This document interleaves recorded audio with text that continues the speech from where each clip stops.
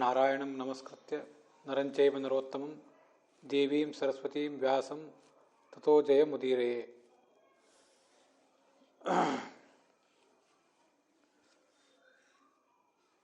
ನಾರಾಯಣಂ ನಮಸ್ಕೃತ್ಯ ನರಂಚೈವ. ಶ್ರೀಮದ್ಭಾಗವತಸ್ಯ ಬಾದರಾಯಣೇನ ಪ್ರಣೀತಸ್ಯ ಪ್ರಥಮೇ ಸ್ಕಂಧೆ ದಶಮಃ ಅಧ್ಯಾಯಃ ಪ್ರವರ್ತತೆ. ತತ್ರ ಆದ್ಯಂ ಶ್ಲೋಕದ್ವಯಂ ವ್ಯಾಖ್ಯಾತಂ ತಿಷ್ಠತಿ.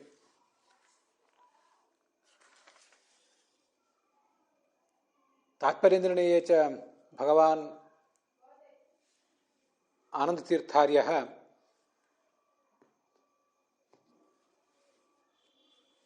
ಯಥಾ ಯುಧಿಷ್ಠಿರಃ ರಾಜ್ಯಂ ಶಶಾಸ ತಾಂ ರೀತಿಂ ಇವಂ ವರ್ಣಯಾಮಾಸ.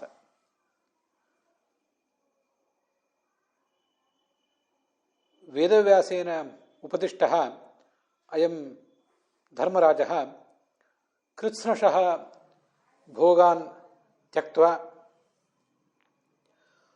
ಗೋವ್ರತಾದಿ ವ್ರತೈಃ ಮೇದಿನೀಂ ಪಾಲಯಾಮಾಸ. ಅಪಿ ಚ ವನಿತಾನಿವೃತ್ತಃ ಸ್ತ್ರೀಭೋಗನಿವೃತ್ತಃ ರಾಜಾಧಿರಾಜಃ ಅಯಂ ಯುಧಿಷ್ಠಿರಃ ಸ್ವಸ್ಯ ಪಿತುಃ ಪಾಂಡೋಃ ಗೃಹೇ ಉವಾಸ. ಭೀಮಸ್ತು ದುರ್ಯೋಧನಸ್ಯ ಗೃಹೇ ವಾಸಂ ಚಕ್ರೆ. ಅಪಿ ಚ ಯುವರಾಜ ಪದವೀಂ ಆರೂಢಃ ಭೀಮೋಯಂ ಕೃಷ್ಣಾಸಹಾಯಃ ಸುರರಾಜಯೋಗ್ಯಾನ್ ಭೋಗಾನ್ ಅಭುಂಕ್ತ. ದ್ರೌಪದಿ ಅಪಿ ಅರ್ಜುನಾದೀನ್ ವಿಹಾಯ ರಾಜಾವರಜೇನ ಭೀಮೇನೈವ ಸಾಕಂ ನಿತ್ಯಂ ರರಾಜ.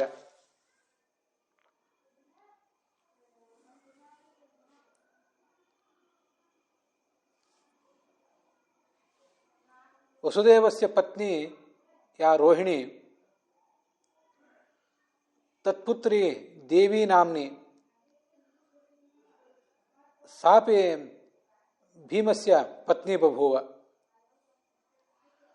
ಅಪರಾಶ್ಚ 20 ಸಂಖ್ಯಾಕಾಃ ವಸುದೇವಸ್ಯ ಪುತ್ರ್ಯಃ ಭೀಮಭಾರ್ಯಾಃ ಅಭೂವನ್.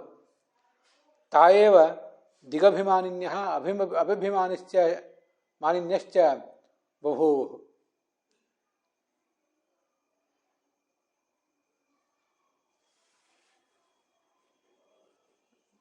ಭಾರತಿ ಅಪಿ ದ್ರೌಪದಿ ಕಾಳಿ ಇತಿ ರೂಪದ್ವಯೇನ ಭೀಮಂ ಸಿಷೇವೆ.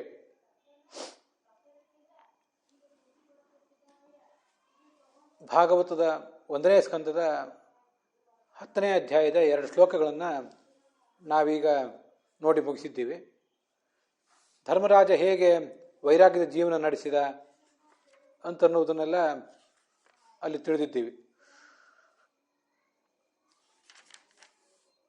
ನಾನು ಪಾಪ ಮಾಡಿಬಿಟ್ಟಿದ್ದೇನೆ ಅಂತ ಈ ಧರ್ಮರಾಜ ಶಂಕಿಸ್ತಾ ಇದ್ದಾಗ ಆತನಿಗೆ ಸಮಾಧಾನ ಹೇಳಿದರು ವೇದವ್ಯಾಸರು.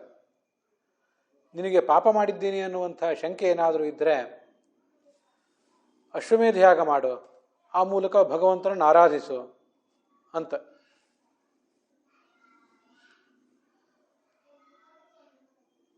ವೇದವ್ಯಾಸರ ಉಪದೇಶವನ್ನು ಪಡ್ಕೊಂಡು ಅದರಂತೆ ಎಲ್ಲ ಭೋಗಗಳನ್ನು ತೊರೆದು ಆ ಧರ್ಮರಾಜ ಗೋವ್ರತ ಮೊದಲಾದ ವ್ರತಗಳನ್ನು, ಕಷ್ಟಕರವಾದಂಥ ವ್ರತಗಳನ್ನು ಕೂಡ ಆಚರಿಸಿ ಆ ಭೂಮಿಯನ್ನು ಆಳ್ಲಿಕ್ಕೆ ತೊಡಗಿದ.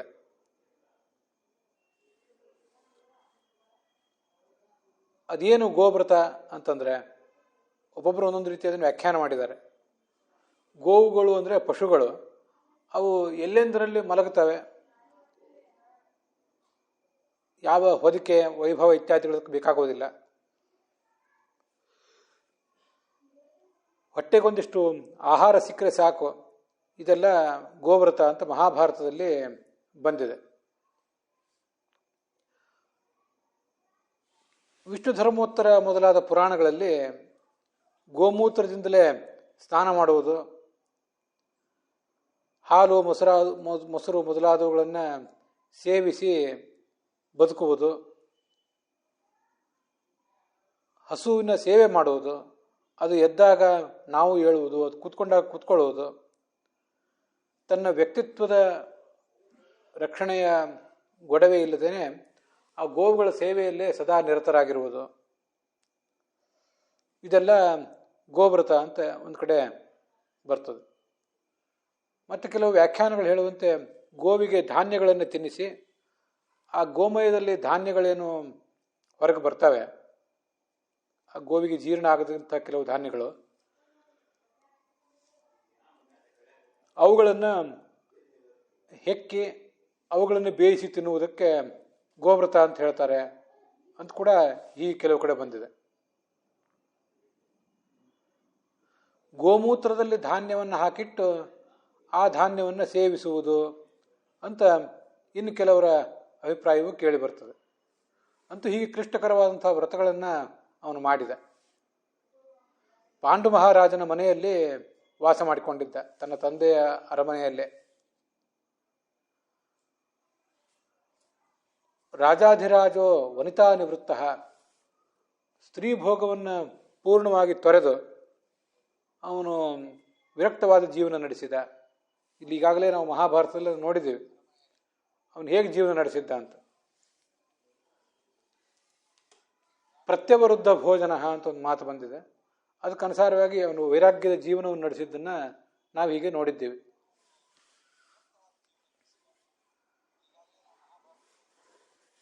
ಇದು ಧರ್ಮರಾಜನ ಜೀವನದ ಬಗ್ಗೆ ಆಯಿತು. ಉಳಿದವರು ಈತನಂತೆ ವಿರಕ್ತ ಜೀವನ ನಡೆಸಿದರು ಅಂತ ತಾತ್ಪರ್ಯ ನಿರ್ಣಯದಲ್ಲಿ ಏನೂ ಕಾಣಿಸೋದಿಲ್ಲ. ಸಹಾನುಜೈಹಿ ಪ್ರತ್ಯವರುದ್ಧ ಭೋಜನ, ಅವನು ಭೋಗವನ್ನು ತೊರೆದ ಅನ್ನೋ ಮಾತುಗಳೇನಿದೆ, ತೊರೆದ ಭೋಗವುಳ್ಳವನಾಗಿ ಅವನು ಯಜ್ಞ ಮಾಡಿದ ಅಂತ ಏನು ಜೀವನ ನಡೆಸಿದ ಅಂತ ಬರ್ತದೆ, ಅದು ಆತ ತಾನೊಬ್ಬ ತೊರೆದಿದ್ದ ಹೊರತು ಉಳಿದವರು ಯಾರೂ ತೊರೆದಿರಲಿಲ್ಲ. ಉಳಿದವರೆಲ್ಲ ತಮಗೆ ಉಚಿತವಾದಂಥ ಭೋಗಗಳನ್ನು ಅನುಭವಿಸ್ತಾನೇ ಇದ್ದರು. ಭೀಮನಂತೂ ಯಾವುದೇ ರೀತಿಯಾದ ವೈರಾಗ್ಯದ ಜೀವನವನ್ನೇನು ನಡೆಸಿರಲಿಲ್ಲ ಅಂತಲೇ ತಾತ್ಪರ್ಯ ನಿರ್ಣಯ ಅದನ್ನು ವರ್ಣನೆ ಮಾಡ್ತದೆ. ದ್ರೌಪದಿಯ ಜೊತೆಗಿದ್ದ, ಇಂದ್ರನಿಗೂ ದುರ್ಲಭವಾದಂತಹ ಭೋಗಗಳನ್ನೆಲ್ಲ ಅನುಭವಿಸಿದ. ಆಗ ಭಾರತೀ ದೇವಿ ದ್ರೌಪದಿ ಅಂತ ಒಂದು ರೂಪ, ಕಾಳಿ ಅಂತ ಮತ್ತೊಂದು ರೂಪ, ಆ ಎರಡು ರೂಪಗಳ ಜೊತೆಗೂಡಿ ಆತ ಭೋಗಗಳನ್ನು ಅನುಭವಿಸಿದ ಅಂತ ಹೀಗೆ ಕೇಳಿ ಬರ್ತದೆ. ಇನ್ನೊಬ್ಬ ಪತ್ನಿ ಇದ್ಲು ದೇವಿ ಅಂತ, ರೋಹಿಣಿಯ ಮಗಳವಳು. ಅವಳ ಜೊತೆಗೂಡಿ ಕೂಡ ಈತ ಭೋಗದ ಜೀವನವನ್ನೇ ನಡೆಸಿದ. ವಸುದೇವನ ಹೆಂಡತಿ ರೋಹಿಣಿಯ ಮಗಳವಳು, ದೇವಿ ಅಂತ ಅವಳಿಗೆ ಹೆಸರು. ಇದಲ್ಲದೇ 20 ಮಂದಿ ಪತ್ನಿಯರಿದ್ದರು ಈ ಭೀಮಸೇನನಿಗೆ. ಅವರೆಲ್ಲ ವಸುದೇವನ ಪುತ್ರಿಯರೇ, ದಿಕ್ಕುಗಳ ಅಭಿಮಾನಿನಿಯರವರು, ಜಲದ ಅಭಿಮಾನಿಗಳು ಕೂಡ ಹೌದು. ಹೀಗೆ ಈ 20 ಜನರ ಒಂದು ಗುಂಪು. ಇವರ ಹೆಸರುಗಳೇನು ನಮಗೆ ಎಲ್ಲಿ ಕಂಡು ಬರೋದಿಲ್ಲ. ಮತ್ತು ಅವರಿಗೆ ಹುಟ್ಟಿದಂಥ ಮಕ್ಕಳ ಬಗ್ಗೆನೂ ಕೂಡ ತಾತ್ಪರ್ಯ ನಿರ್ಣಯದಲ್ಲೂ ಎಲ್ಲೂ ಕಂಡು ಬರೋದಿಲ್ಲ. ದೇವಿ ಅಂತ ಒಬ್ಬಳು 21ನೇ ಅವಳು, ಕಾಳಿ ಅಂತ 22ನೇ ಅವಳು, 23ನೇ ಅವಳು ದ್ರೌಪದಿ. ಹೀಗೆ 23 ಜನ ಪತ್ನಿಯರು ಆತನಿಗಿದ್ದರು. ಅದರಲ್ಲಿ ದ್ರೌಪದಿ ಮತ್ತು ಕಾಳಿ ಏನಿದ್ದಾರೆ ಅವೆರಡೂ ಭಾರತೀಯ ರೂಪಗಳೇ. ದೇವಿ ಅನ್ನುವುದೊಂದು ಮಾತ್ರ ಹುಣ್ಣಿಮೆಯ ಅಭಿಮಾನಿನಿಯ ದೇವತೆ. ಹೀಗೆ 3 ಜನ ದೇವತೆಗಳು, 20 ಜನ ಹೆಸರು ತಿಳಿಯದ, ಹೆಸರು ಎಲ್ಲೂ ಕೂಡ ಕಾಣದಂಥ ಪತ್ನಿಯರು. ಹೀಗೆ 23 ಜನ ಪತ್ನಿಯರು ಆತನಿಗಿದ್ರು ಅಂತ ಇದರ ತಾತ್ಪರ್ಯ ಆಗ್ತದೆ. ಇದಲ್ಲದೆ ಹಿಡಿಂಬೆ ಒಬ್ಬಳು ಪತ್ನಿ ಇದ್ಲು. ಒಟ್ಟಾರೆ 24 ಜನ ಪತ್ನಿಯರು ಆತನಿಗಾಗ್ತಾರೆ. ಇದು ನಾವು ತಿಳಿಯಬೇಕಾದಂಥ ಸಂಗತಿ. ಹೀಗೆ ಅವನೇನು ವೈರಾಗ್ಯದ ಜೀವನವನ್ನು ನಡೆಸಿದ ಅಂತನ್ನೋದು ತಾತ್ಪರ್ಯ ನಿರ್ಣಯಕ್ಕೆ ಸಮ್ಮತ ಅಲ್ಲ. ಆದ್ದರಿಂದ ಸಹಾನುಜೈಹಿ ಪ್ರತ್ಯವರುದ್ಧ ಭೋಜನ ಅನ್ನುವ ಮಾತೇನಿದೆ ಭಾಗವತದಲ್ಲಿ. ಇವನು ಪ್ರತ್ಯುಪರುದ್ಧ ಭೋಜನನಾಗಿದ್ದ, ಭೋಗಗಳನ್ನು ಸೀಮಿತ ಮಾಡಿಕೊಂಡಿದ್ದ. ಸಹಾನುಜೈಹಿ ಜಿಜೀವ, ತಮ್ಮಂದರ ಜೊತೆಗೂಡಿ ಅನ್ನುವ ಮಾತೇನಿದೆ ಅದು ಆತ ಜೀವನ ನಡೆಸಿದ, ರಾಜ್ಯಭಾರ ಮಾಡಿದ ಅನ್ನುವುದಕ್ಕೆ ಮಾತ್ರ ಅನ್ವಿತ ಆಗಬೇಕಾದಂಥ ಸಂಗತಿ. ಅದು ಅವರೂ ಕೂಡ ಭೋಗವನ್ನು ತೊರೆದಿದ್ರು ಅಂತೇನೋ ಆಗಬೇಕಾದ ಅಭಿಪ್ರಾಯ ಇಲ್ಲ. ಒಂದಿಷ್ಟರ ಮಟ್ಟಿಗೆ ಧರ್ಮರಾಜ ಆದ ಬಳಿಕ ಈ ಅರ್ಜುನ ಅವನು ದುಶ್ಯಾಸನನ ಅರಮನೆಯಲ್ಲಿ ವಾಸ ಮಾಡಿದ್ದ ಅಂತಿದೆ. ಅವನು ಸುಭದ್ರೆ ಮತ್ತು ಚಿತ್ರಾಂಗದೆ ಅವರಿಬ್ಬರು ಜೊತೆಗೂಡಿ ವಾಸ ಮಾಡಿದ ಅಂತ ಕೇಳಿ ಬರ್ತದೆ.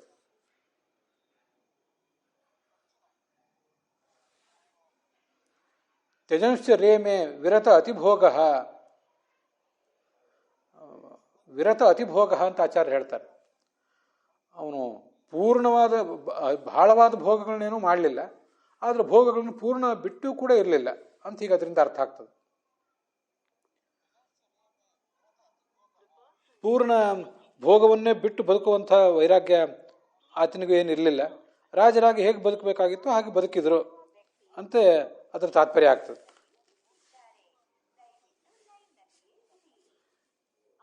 ಇದು ಯುಧಿಷ್ಠಿರ, ಭೀಮಸೇನ ಮತ್ತು ಅರ್ಜುನರ ಮಾತಾಯಿತು. ಈ ನಕುಲ ಅವನು ದುರ್ಮುಖನ ಮನೆಯಲ್ಲಿ ವಾಸ ಮಾಡಿದ, ಸಹದೇವ ದುರ್ಮರ್ಷಣನ ಮನೆಯಲ್ಲಿ ವಾಸ ಮಾಡಿದ ಅಂತ ಹೀಗಿದೆ. ಅವರು ಹೇಗೆ ಜೀವನ ನಡೆಸಿದ್ರು, ಯಾವ ಥರದ ವೈರಾಗ್ಯ ಜೀವನ ಏನಾದ್ರು ನಡೆಸಿದ್ರ ಅಂತನ್ನೋದ್ರ ಬಗ್ಗೆ ಅಲ್ಲೇನೂ ಕಾಣಿಸೋದಿಲ್ಲ. ಹೆಚ್ಚಿನ ಮಾಹಿತಿಯನ್ನು ನಮಗಲ್ಲಿ ತಾತ್ಪರ್ಯ ಕಾಣಿಸೋದಿಲ್ಲ. ಆದ್ದರಿಂದ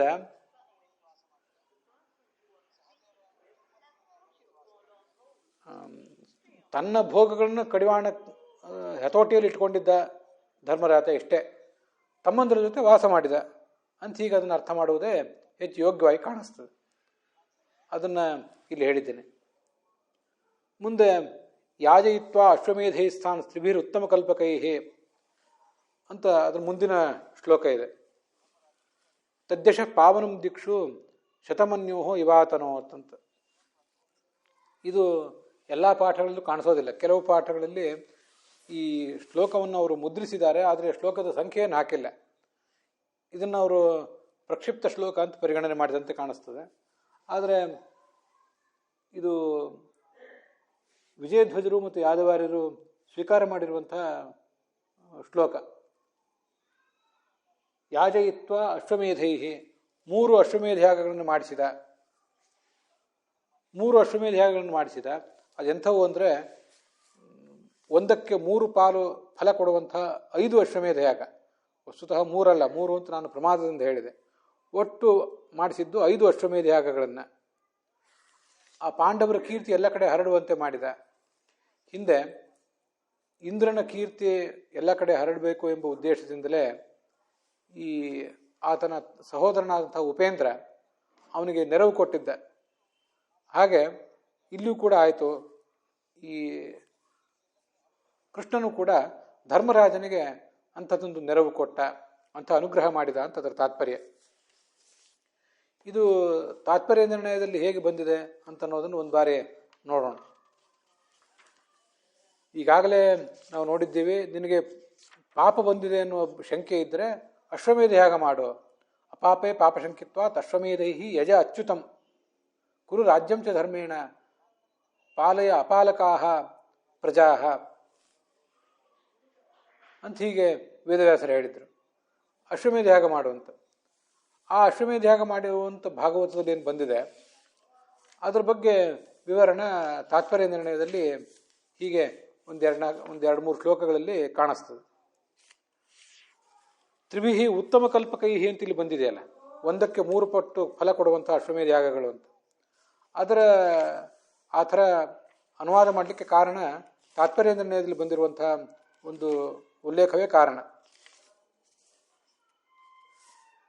ಒಟ್ಟಾರೆ ಪಾಂಡವರು 15 ವರ್ಷ ಅಶ್ವಮೇಧ ಯಾಗಗಳನ್ನು ಮಾಡಿದರು ಅಂತ ಕೇಳಿ ಬರ್ತದೆ.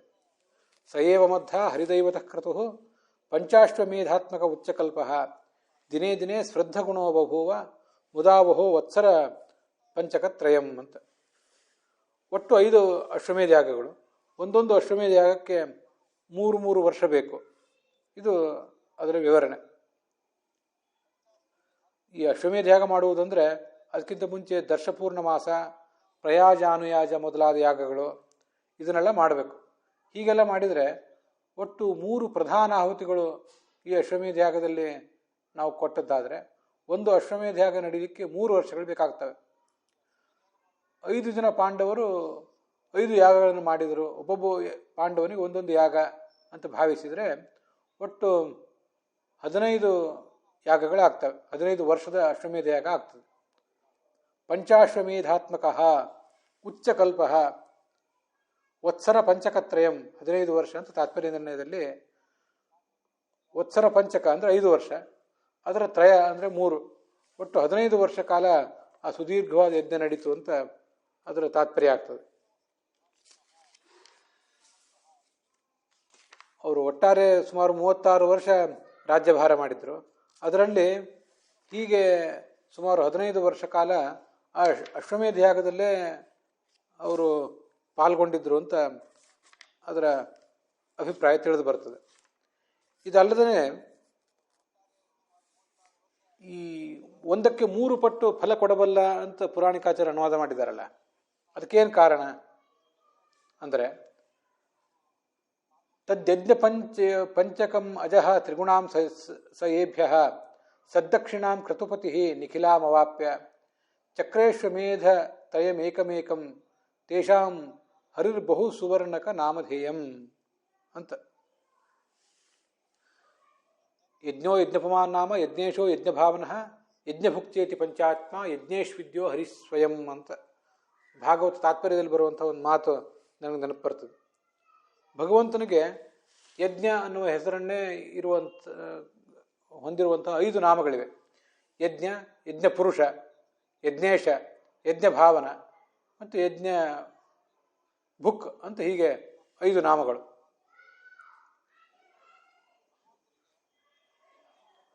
ಈ ಯಜ್ಞೇಶ್ವರರಾದಂಥ ವೇದವ್ಯಾಸರು ಏನೇನು ಯಾಗ ಮಾಡಿಸಿದರು, ಕ್ರತುಪತಿ ಅಂತ ಅದನ್ನು ವರ್ಣನೆ ಮಾಡಿದ್ದಾರೆ ತಾತ್ಪರ್ಯ ನಿರ್ಣಯದಲ್ಲಿ.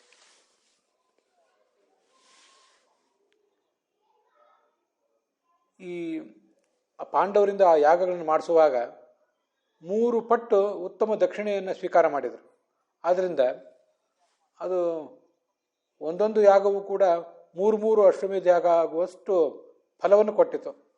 ಬಹುತ್ವಾತ್ ಕಾಂಚನಸ್ಯಾಸ್ಯ ಖ್ಯಾತೋ ಬಹು ಸುವರ್ಣಕಃ ಅಂತ ಅಶ್ವಮೇಧಿಕ ಪರ್ವದಲ್ಲೇ ಮಹಾಭಾರತದಲ್ಲಿ ಕೇಳಿ ಬರ್ತದೆ. 3 ಪಾಲು ದಕ್ಷಿಣೆ ಕೊಟ್ಟಿದ್ದರಿಂದ 3 ಅಶ್ವಮೇಧ ಯಾಗವನ್ನು ಪ್ರತಿಯೊಬ್ಬ ಪಾಂಡವನು ಕೂಡ ಮಾಡಿದಂತಾಯಿತು. ಒಬ್ಬೊಬ್ಬ ಪಾಂಡವನು ಒಂದೊಂದು ಅಶ್ವಮೇಧ ಯಾಗ ಮಾಡಿದ್ದ 3 ವರ್ಷ. ಆದರೆ ಅವರು ಒಂದೊಂದು ಮಾಡಿದರೂ ಕೂಡ ಅದು ಒಟ್ಟು 3 ಅಶ್ವಮೇಧ ಯಾಗಗಳನ್ನು ಮಾಡಿದಂತಾಯಿತು. ಇದು ವಾದಿರಾಜೀಯ ಮೊದಲಾದ ವ್ಯಾಖ್ಯಾನಗಳಲ್ಲಿ ಕಂಡುಬರುವಂಥ ವಿಚಾರ. ಬರೀ ಅಲ್ಲಿ ಬರ್ತದೆ ಅಂತಲ್ಲ, ಬೇರೆ ಬೇರೆ ಕೆಲವು ವ್ಯಾಖ್ಯಾನಗಳಲ್ಲಿಯೂ ಬರ್ತದೆ. ಆದರೆ ಆ ವ್ಯಾಖ್ಯಾನವನ್ನು ವಿವರಿಸುವಾಗ ವ್ಯಾಖ್ಯಾನಕಾರರಲ್ಲಿ ಸ್ವಲ್ಪ ಯಾವ್ಯಾವ ಶಬ್ದಕ್ಕೆ ಹೇಗೆ ಅರ್ಥ ಮಾಡಬೇಕು ಅಂತ ಅನ್ನೋದ್ರ ಬಗ್ಗೆ ಸ್ವಲ್ಪ ಭಿನ್ನಾಭಿಪ್ರಾಯ ಇರುವಂಥ ಸಾಧ್ಯತೆ ಇದೆ. ಅಂತೂ ಹಾಗೊಂದು ಯಾಗ ಮಾಡಿಸಿದರು ಅನ್ನೋದನ್ನು ನಾವು ಗಮನಿಸಬೇಕು. ಇದು ತಾತ್ಪರ್ಯ ನಿರ್ಣಯದ 146, 157ನೇ ಶ್ಲೋಕ ಇತ್ಯಾದಿ ಕಡೆ ಕಂಡು ಬರ್ತದೆ. ಕೋಟಿಂ ಕೋಟಿಂ ಗವಾಂ ಪ್ರಾದ ದಕ್ಷಿಣಾಂ ತ್ರಿಗುಣೀಕೃತಂ ಅಶ್ವಮೇಧ ಪರ್ವದಲ್ಲಿ ಬರುವಂಥ ಮಾತುಗಳು.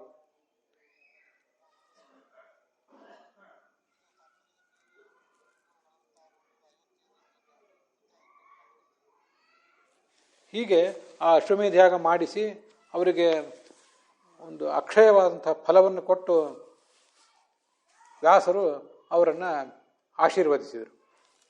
ಇದು ಆ 3ನೇ ಶ್ಲೋಕಕ್ಕೆ ನಾವು ನೋಡಿದಂಥ ಅರ್ಥ. ನಿಶಮ್ಯ ಭೀಷ್ಮೋಕ್ತ ಮಥಾಚ್ಯುತೋಚಿತಂ ಪ್ರವೃತ್ತ ವಿಜ್ಞಾನ ವಿಧೂತ ವಿಭ್ರಮ ಶಶಾಸ ಗಾಂ ಇಂದ್ರ ಇವಾಜಿತಾಶ್ರಯ ಪ್ರಣಿಧ್ಯುಪಾತ್ತಾಂ ಅನುಜಾನುವರ್ತಿತ ಅಂತ ಮುಂದಿನ ಶ್ಲೋಕ ನಾವು ನೋಡಬೇಕಾದದ್ದು.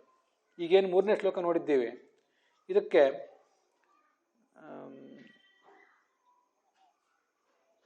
ಈ ಹಿಂದೆನೇ ನಾವು ಈ ಶ್ಲೋಕವನ್ನು ವ್ಯಾಖ್ಯಾನ ಮಾಡಿದ್ದೀವಿ ಅಂತ ಯಾದವಾರ್ ಹೇಳಿದ್ದಾರೆ. ಅದರಿಂದ ವಿವರಣೆಯನ್ನು ಅವರು ಹೆಚ್ಚು ಇಲ್ಲಿ ಮಾಡಿಲ್ಲ. ಈಗಾಗಲೇ ಒಂದೆರಡು ಅಧ್ಯಾಯಗಳ ಹಿಂದೆ ಇಂಥದೇ ಒಂದು ಶ್ಲೋಕ ಬಂದಿತ್ತು. ಆ 9ನೇ ಅಧ್ಯಾಯದಲ್ಲಿ ಕೃಷ್ಣ ಇಲ್ಲಿಂದ ಹೊರಟೋಗ್ತಾನೆ, ಹೊರಟೋಗುವ ಪ್ರಯತ್ನದಲ್ಲಿದ್ದ, ದ್ವಾರಕೆಗೆ ಹೋಗುವ ಪ್ರಯತ್ನದಲ್ಲಿದ್ದ. ಆಗ ಉತ್ತರೆ ಅವನ ಬಳಿಗೆ ಧಾವಿಸಿ ಬಂದಳು ಅನ್ನೋ ಪ್ರಸಂಗ ಬಂದಾಗ ಈ ಶ್ಲೋಕವನ್ನು ಅಲ್ಲಿ ಹೇಳಿದ್ದಾರೆ.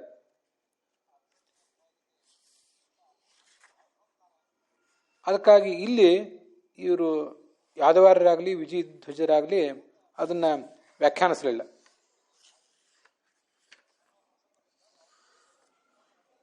ಉಳಿದವರು ಈ ಶ್ಲೋಕವನ್ನು ತಗೊಂಡಿಲ್ಲ.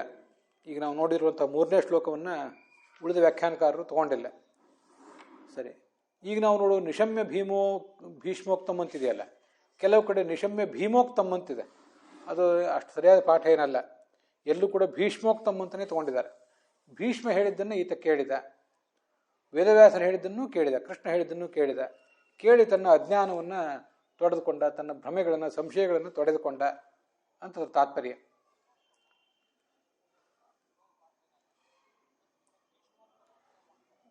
ಆ ಪ್ರವೃತ್ತ ವಿಜ್ಞಾನ ಅಂತಿದೆಯಲ್ಲ, ಅದಕ್ಕೆ ಶ್ರೀಧರರು ಹೀಗೆ ವ್ಯಾಖ್ಯಾನ ಮಾಡ್ತಾರೆ. ವಿಜ್ಞಾನ ಅಂದರೆ ಪರಮೇಶ್ವರಾಧೀನಂ ಜಗತ್ತನ ಸ್ವತಂತ್ರಂ, ಜಗತ್ತೆಲ್ಲವೂ ಪರಮಾತ್ಮನ ಅಧೀನವಾಗಿದೆ, ಇದು ಸ್ವತಂತ್ರ ಅಲ್ಲ. ಅದ್ವೈತ ಸಂಪ್ರದಾಯದವರು ಆದರೆ ಹೀಗೆ ವ್ಯಾಖ್ಯಾನ ಮಾಡಿದ್ದಾರೆ. ಆ ವ್ಯಾಖ್ಯಾನವನ್ನು ನಾವು ಗಮನಿಸಬೇಕು. ಜಗತ್ತೆಲ್ಲವೂ ಪರತಂತ್ರ, ಭಗವಂತನೊಬ್ಬನೇ ಸ್ವತಂತ್ರ ಅನ್ನುವ ಜ್ಞಾನಕ್ಕೆ ವಿಜ್ಞಾನ ಅಂತಾರೆ. ಆ ವಿಜ್ಞಾನದಿಂದ ಭ್ರಮೆಯನ್ನು ಕಳೆದುಕೊಂಡ. ಅದೇನು ಭ್ರಮ? ಅಹಂ ಕರ್ತ ಇತ್ಯೇವಂ ಭೂತಃ, ನಾನೇ ಕರ್ತ ಆಗಿದ್ದೇನೆ ಅನ್ನುವ ಮೋಹವನ್ನು ಅವನು ತೊಡೆದುಕೊಂಡ ಅಂತ ಅದರ ತಾತ್ಪರ್ಯ.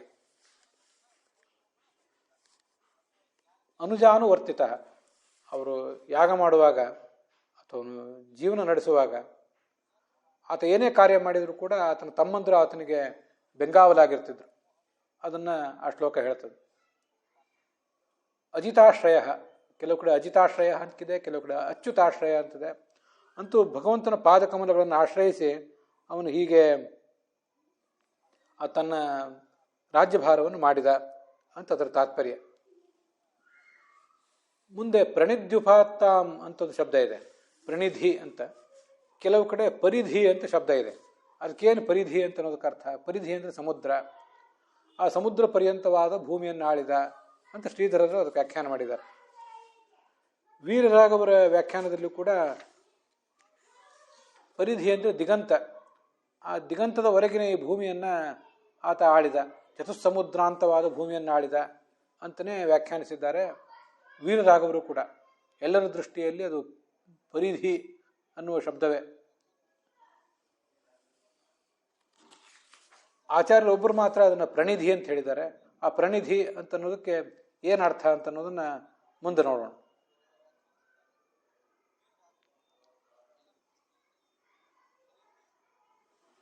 ಪ್ರಣಿಧಿ ಅಂದರೆ ಆಚಾರ್ಯರು ಭಾಗವತ ತಾತ್ಪರ್ಯದಲ್ಲಿ ಅದನ್ನು ವ್ಯಾಖ್ಯಾನಿಸಿದ್ದಾರೆ. ಮತ್ತು ಅಂಥದ್ದೊಂದು ಶ್ಲೋಕ ಬೇರೆ ಪುರಾಣದಲ್ಲಿ ಬರುವುದನ್ನು ಕೂಡ ವಿಜಯಧ್ವಜರು ಉಲ್ಲೇಖಿಸಿದ್ದಾರೆ. ಇದೇನು ಪ್ರಣಿಧಿ ಅಂತಂದರೆ, ಈಗಿನ ಕೋಶಗಳನ್ನು ತೆಗೆದು ನೋಡಿದ್ರು ಕೂಡ ಪ್ರಣಿಧಿಗಳು ಅಂದರೆ ಗೂಢಚಾರರು ಮತ್ತು ಸೇವಕರು ಅನ್ನೋ ಅರ್ಥವೇ ಕೇಳಿ ಬರ್ತದೆ. ಆದರೆ ಆಚಾರ್ಯತ್ಕಿಂತ ಹೆಚ್ಚಿನ ಅರ್ಥವನ್ನು ಹೇಳಿದ್ದಾರೆ. ಅಮಾತ್ಯಾಹ ಮಂತ್ರಿಣೋ ದೂತಾಹ ಶ್ರೇಣಯಶ್ಚ ಪುರೋಹಿತಾಹ ಪುರಂ ಜನಪದಂ ಚೇತಿ ಸಪ್ತ ಪ್ರಣಿಧಯ ಸ್ಮೃತಾಹ ಇತಿ ಬ್ರಾಹ್ಮೆ. ಬ್ರಹ್ಮಪುರಾಣದಲ್ಲಿ ಹೀಗೆ ಮಾತಿದೆ, 7 ಜನ ಪ್ರಣಿಧಿಗಳಿದ್ದಾರೆ, ರಾಜ್ಯಕ್ಕೆ ಅತ್ಯಗತ್ಯರಾಗಿರುವಂಥ 7 ಜನ ಪ್ರಣಿಧಿಗಳಿದ್ದಾರೆ ಅಂತ.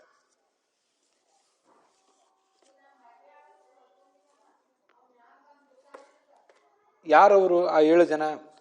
ಅದನ್ನು ವ್ಯಾಖ್ಯಾನಗಳಿಗೆ ಅನುಸಾರವಾಗಿ ನಾವು ಹೀಗೆ ಗಮನಿಸಬೇಕು.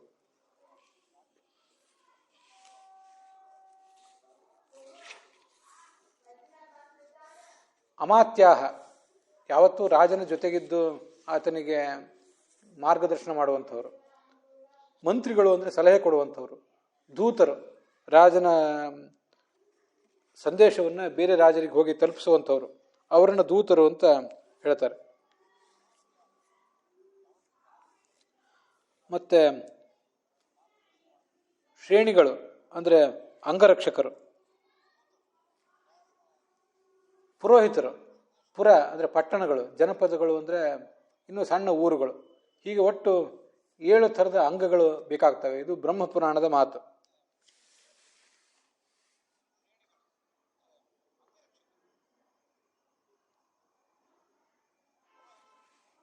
ಇದಕ್ಕೆ ಯಾದವಾರರು ಹೆಚ್ಚಿನ ವ್ಯಾಖ್ಯಾನಗಳನ್ನೇನು ಮಾಡಿಲ್ಲ, ವಿಜಯಧ್ವಜರು ವ್ಯಾಖ್ಯಾನ ಮಾಡಿಲ್ಲ. ಆದರೆ ಯಾದವಾರರು ಅದನ್ನು ವ್ಯಾಖ್ಯಾನ ಮಾಡಿದ್ದಾರೆ. ಅಮಾತ್ಯ ಮತ್ತು ಮಂತ್ರಿ, ಈಗ ನಮಗೆ ಕೋಶದ ಪ್ರಕಾರ ಮಂತ್ರಿ, ಧೀ ಸಚಿವೋ ಮಾತ್ಯ ಅಂತ ಇವೆಲ್ಲವೂ ಕೂಡ ಪರ್ಯಾಯ ಪದ. ಆದರೆ ಆಚಾರ್ಯರು ಹೇಳಿರುವಂತೆ ಅಮಾತ್ಯ ಕಾರ್ಯೇ ಸಹಕಾರಿಣಃ,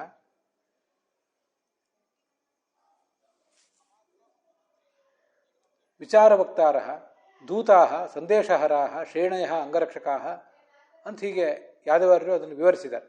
ಅಮಾತ್ಯ ಅನ್ನೋ ಶಬ್ದಕ್ಕೆ ಜೊತೆಗಿರುವವರು ಅಂತ ಅರ್ಥ. ಅಮ ಅಂದರೆ ಜೊತೆಗೆ, ತ್ಯ ಅಂದರೆ ಇರುವಂಥವ್ರು. ಯಾವತ್ತೂ ರಾಜನ ಜೊತೆಗೇ ಇರ್ತಾರೆ.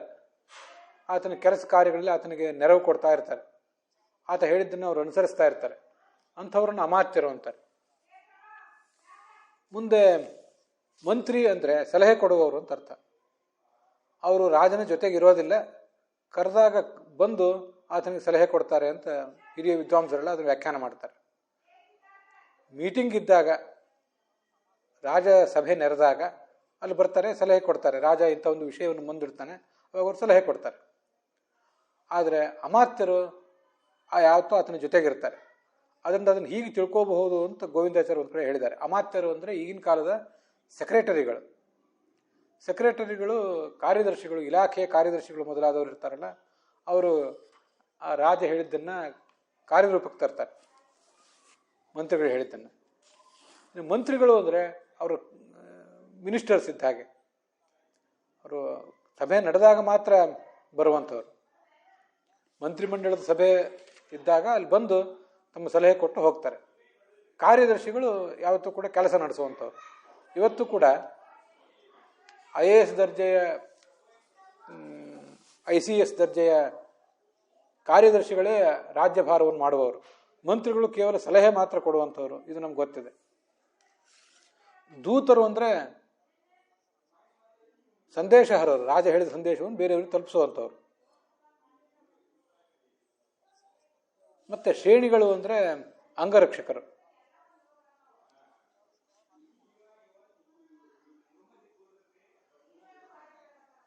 ಪುರೋಹಿತರು, ಇದು ನಮ್ಗೆ ಗೊತ್ತಿದೆ. ಇದೆ ಪುರ, ಜಾನಪದ, ಹೀಗೆ ಒಟ್ಟು 7 ಥರದ ಪ್ರಕೃತಿಗಳಿವೆ ಅಂತ. ಇದು ಬ್ರಹ್ಮಪುರಾಣದ ಮಾತು. ಆದರೆ ವಿಜಯಧ್ವಜರ ವ್ಯಾಖ್ಯಾನದಲ್ಲಿ ನಾವು ಒಂದು 2-3 ವ್ಯಾಖ್ಯಾನಗಳನ್ನು ಗಮನಿಸಿದಾಗ ಇದು ವೈಜಯಂತಿ ಕೋಶ ಅಂತ ಒಂದು ಕಡೆ, ವಿಜಯಧ್ವಜರ ಪಾಠದಲ್ಲೇ ಒಂದು 2-3 ಪಾಠಗಳನ್ನು ಗಮನಿಸಿದಾಗ ಇದು ವೈಜಯಂತಿ ಕೋಶ, ಅಲ್ಲಿ 3ನೇ ಕಾಂಡ 6ನೇ ಅಧ್ಯಾಯ 197ನೇ ಶ್ಲೋಕ ಅಂತ ಕಾಣಿಸ್ತದೆ. ಆದರೆ ಎಲ್ಲ ಪಾಠಗಳಲ್ಲಿ ಹಾಗೇನಿಲ್ಲ. ಮೂಲದ ವೈಜಯಂತಿ ಕೋಶವೋ ಬ್ರಹ್ಮಾಂಡ ಪುರಾಣವೋ ಬ್ರಹ್ಮಪುರಾಣವೋ ಅದು ನಮಗೆ ತೀರ್ಮಾನಿಸೋದು ಕಷ್ಟ ಆಗ್ತದೆ. ಅಂತೂ ಹಾಗೊಂದು ಉಲ್ಲೇಖ ಅಂತೂ ಈ ತಿರುಪತಿಯಿಂದ ಪ್ರಕಟ ಆಗಿರುವಂಥ ಶ್ರೀಧರರ, ವೀರರಾಘವರ, ರಾಧಾಕೃಷ್ಣರ ಮತ್ತು ವಿಜಯಧ್ವಜರ ವ್ಯಾಖ್ಯಾನವನ್ನು ಒಳಗೊಂಡಂಥ ಪುಸ್ತಕದಲ್ಲಿ ವೈಜಯಂತಿ ಕೋಶ ಅಂತ ಇದನ್ನು ವರ್ಣನೆ ಮಾಡಿದ್ದಾರೆ. ಇದೇ ಶ್ಲೋಕನೇ. ಆಚಾರ್ಯರು ಅದನ್ನು ಬ್ರಹ್ಮಪುರಾಣದ್ದು ಅಂತ ವರ್ಣನೆ ಮಾಡಿದ್ದಾರೆ. ಇರಬಹುದು, ಎರಡೂ ಕಡೆ ಇದ್ರೂ ಇರಬಹುದು. ಆದರೆ ವೈಜಯಂತಿ ಕೋಶ ಅನ್ನೋ ಶಬ್ದ ಎಲ್ಲ ಕಡೆ, ಎಲ್ಲ ವಿಜಯಧ್ವಜರ ಪಾಠಗಳಲ್ಲಿಯೂ ಕಾಣಿಸ್ತಾ ಇಲ್ಲ ಅನ್ನೋದೇ ಸ್ವಲ್ಪ ವಿಚಿತ್ರವಾಗಿದೆ. ಅದ್ರ ಬಗ್ಗೆ ಮತ್ತಷ್ಟು ನಾವು ಆಲೋಚನೆ ಮಾಡಬೇಕಷ್ಟೆ. ಹೀಗೆ 4 ಶ್ಲೋಕಗಳನ್ನು ಇವತ್ತು ನಾವು ನೋಡಿದ್ದೇವೆ. ಆ ಶ್ಲೋಕದ ವಿವರದೊಂದಿಗೆ ಇವತ್ತಿನ ಈ ಭಾಗ ಸಮಾಪ್ತವಾಗಿದೆ. ಹುಸಿಯ ನಾಡಿ ಹೊಟ್ಟೆ ಹೊರೆವ, ವಿಷಯದಲ್ಲಿ ರಸಿಕನೆಂದು ಹುಸಿಗೆ ಹಾಕದಿರೋ ಇನ್ನು ಹೃಷಿಕೇಶನೇ, ಈಶನಿನ್ನ ಚರಣ ಭಜನೆ ಆಸೆಯಿಂದ ಮಾಡುವೆ, ದೋಷ ರಾಶಿ ನಾಶ ಮಾಡು ಶ್ರೀಶಕೇಶವ. ಶ್ರೀಕೃಷ್ಣಾರ್ಪಣ ಮಸ್ತು.